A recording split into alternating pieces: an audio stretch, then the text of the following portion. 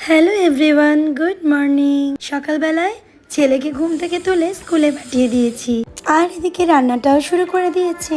এরপর ওর বাবাও এসে গেছে বাজার থেকে, ওকে স্কুলে দিয়ে বাজার করে একেবারেই নিয়ে এলো। প্রতিদিন বাজার করার যদি নাও থাকে তাহলে দুধটা তো আমাদের প্রতিদিন আনতেই হয়, তাই জন্য ছেলেকে স্কুলে দিয়ে যেগুলো দরকারি জিনিস সেগুলো বলে দিই, ও নিয়ে চলে আসে। এরপর আমি শুধু অপেক্ষা করি ওর সাথে একসাথে বসে চা খাওয়ার জন্য। তো চলো, চা আমার রেডি হয়ে গেছে, এবারে একটু বসে চা খেয়ে নিই। আর একদম লো ফ্লেম করে দিয়ে মাছটাও আমি ভাজা বসিয়ে দিয়েছি। আসলে কি, চা যদি একসাথে না দুজনে খেতে বসি আমার মেজাজ গরম হয়ে যায়, কিন্তু জানো একটা সময় আমি চাই খেতাম না।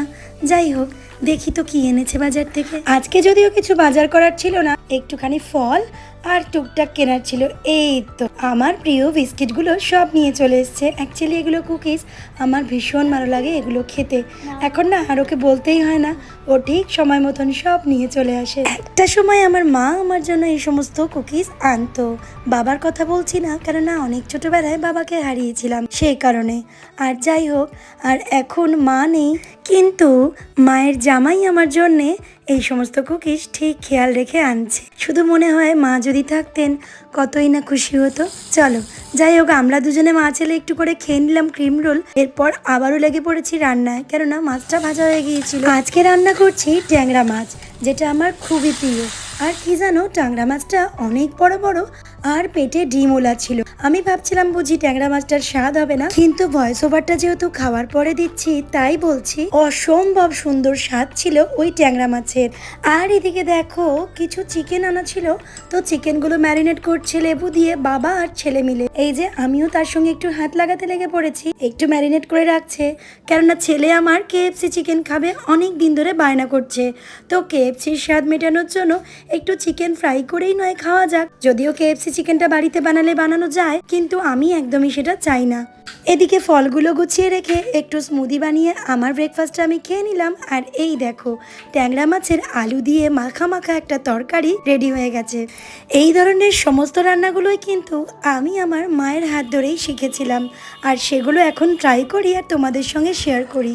চলো, এখানে আমি ডিমের অমলেট বানিয়ে নিচ্ছি, কেননা বর্মশাইকে আজকে ব্রেকফাস্টে একটু ব্রেড টোস্ট, ফল আর একটু ডিমের অমলেট দিয়ে দিলাম।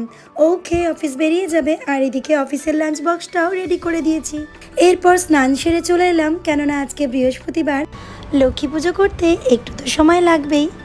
অনেক সময় ভাবি যে পুজোটা সকালবেলা উঠেই করে নিলে ভালো হয়, কিন্তু কি বলো তো, আমার বাড়িতে যিনি কাজ করেন উনি অনেক বেলায় আসেন, সেই কারণে গোটা ঘর বাড়ি যদি বাসি থাকে তাহলে তো আর পুজো করা যায় না। যাই হোক, পুজো হয়ে গিয়েছে, এবার ভাতের থালা নিয়ে বসে পড়েছি। কত বড় ডিম দেখছো এই ট্যাংরা মাছের পেটে, কি যে টেস্ট ছিল মাছটায়, কি বলবো। আর একটু ভাত খেয়ে উঠে রেস্ট নিয়ে চলে এসেছি।